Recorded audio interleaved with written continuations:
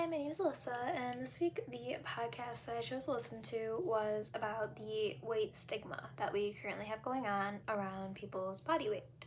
So this podcast kind of stuck out to me because I personally have been someone that struggled with my weight for a long time, from a very young age, which is really sad to say. But yeah, so it did challenge me both socially, culturally, and emotionally, I would say. So, a little bit about me, my story.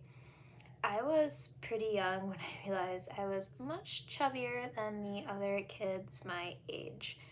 So, in probably about 7th grade, I definitely stopped eating as much as I should have, and I lost a significant amount of weight, which everyone in my family just attributed to me growing and changing and losing my baby fat, which maybe it was partly that too, I don't know. But I also know that I was eating about 2 meals a day, and they were not meals. I would confidently say I was eating under 1,000 calories a day, which is definitely not what I needed for my age and my activity level.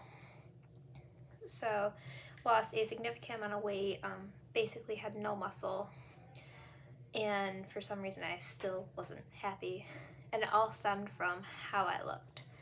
Since then, I have actually gotten really into nutrition and fueling my body.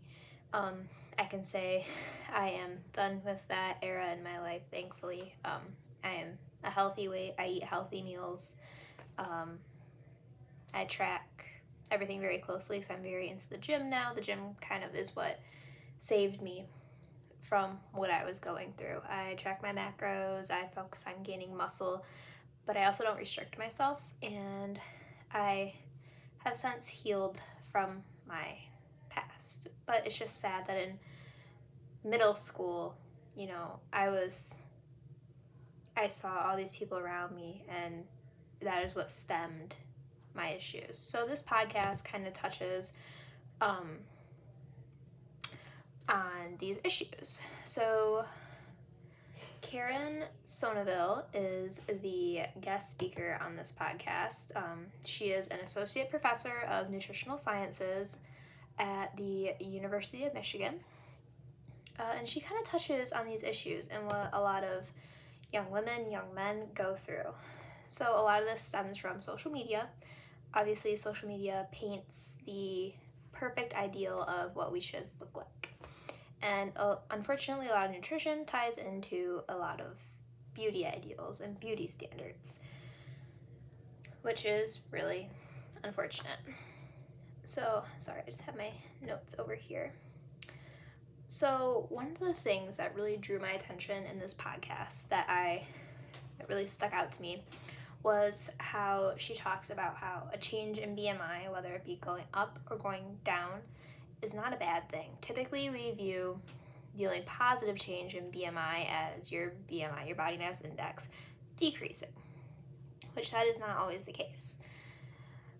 A lot of times a BMI increase can be a sign that you are finally fueling your body, the way it needs to be fueled. Like for me, I obviously, once I started actually eating the proper amounts of foods and the proper foods that I should have been eating, my BMI went up. But my BMI went up to a healthy level.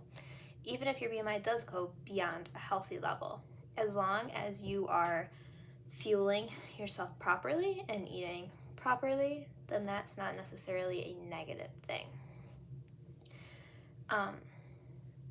Unfortunately, a BMI is very cut and dry, but it is only an approximation about whether you are deemed obese, overweight, normal weight, or underweight.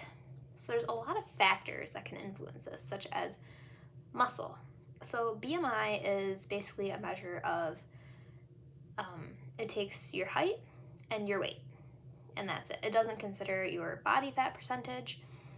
As I'm sure we've all heard, muscle weighs 5 times more than fat. So if you are covered more in muscle, then obviously you are going to weigh more, but still be at an appropriate body fat percentage. which is interesting to learn to me. She talks about how much of an oversimplification a BMI measure is, which can be really problematic. There are a lot of things, once again, like the amount of muscle and that kind of stuff, that it doesn't determine it. Another thing that she brought up that just really intrigued me was social media. Once again, that aspect of that is where our beauty standard comes from right now, currently.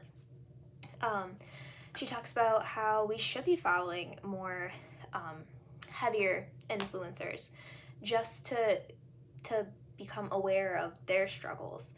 Obviously, they're not going to feel the greatest when they have to take up 2 seats instead of 1. And that we should become more aware of that, because almost everyone faces a weight challenge within their life, whether they think they weigh too much, whether they think they weigh too little. Unfortunately, there's a lot more than that number on the scale. A lot more goes into that, such as, are you fueling yourself properly? How much muscle you have? I actually am at the weight that I was. However, now I have a much lower body fat percentage and a much higher muscle percentage than I did previously about a year and a half ago. A year and a half ago, I was much higher in body fat and much lower in muscle. So I can say that that is something that has changed a lot for me. So a lot of weight stigma is based on a person's personal bias, their personal ideals, their personal, what they think. Which, honestly, we have the power to change that, because it is based on what we think. If we can change the way we think, which is extremely difficult, then we can change this bias and make this struggle, what is a significant struggle right now, easier for so many people.